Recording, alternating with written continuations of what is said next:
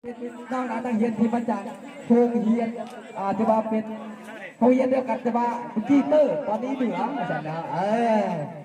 เอาสดๆกันเด้อ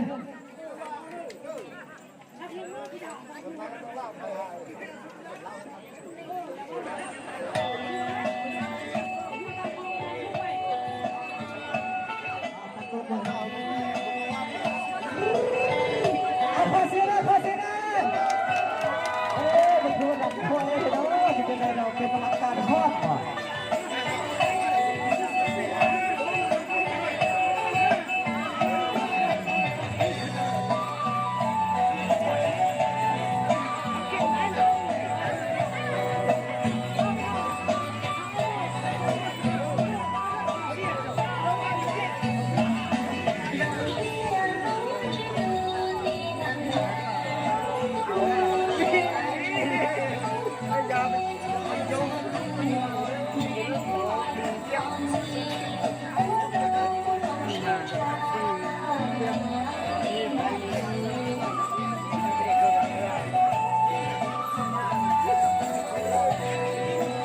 ย้ำๆเลยมันทุกย้ำๆเลยย้ำๆเลยมันทุกเสา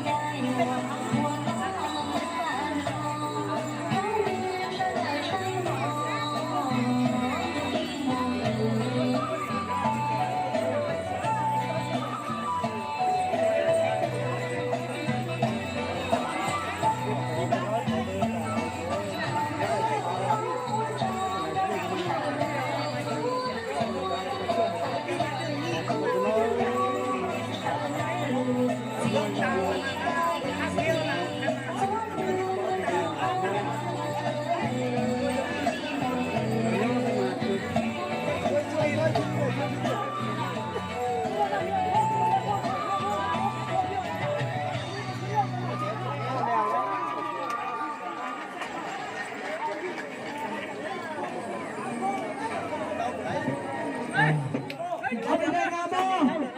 เอาไปเลยเอาตัวเบอร์ไปเลยพรคุณสมเอาไปเลยเอามาไปเลยคุณพ่อพาไปที่ว่าเป็นจะพ่อทางดองเฮ็ดทางดองนั้นโรงเรียนมัธยมต้นเนาะที่ว่าทางดองเฮ็ดเป็นอันแล้วก็เพิ่นได้มาทำกระทรวงทางการนอนแพงพนักงานนิสการห้องการสาธารณเมืองคุณนึกว่าทำมาเป็นเงิน50 กีบเนาะสะเนาะสองรายการถ้าทำกระหัวเนาะเป็นเงินมาเป็นเงิน20,000 กีบและก็ไม่ได้แพงทิ้งไปทำอยู่ทางด้านหน้าเวทีเนาะสีตาก็ซุกอยู่ไก่ด้วยเหมือนกันเนาะเอาตัวมือให้พ่อแม่เนาะสำหรับการดูทางการซื้อสบายความเคารพสุดใจด้วยเนาะ